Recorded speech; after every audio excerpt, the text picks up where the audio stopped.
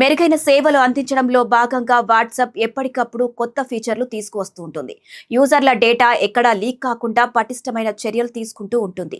అయినప్పటికీ భారీ భద్రతా లోపం ఒకటి ఈ మధ్య వెలుగులోకి వచ్చింది. దీన్ని యూనివర్సిటీ ఆఫ్ వియన్నా పరిశోధకులు గుర్తించారు. ఈ లోపం వల్ల చాలా మంది కాంటాక్ట్ నంబర్లు బహిర్గతమయ్యే ప్రమాదం ఉందని వెల్లడించారు.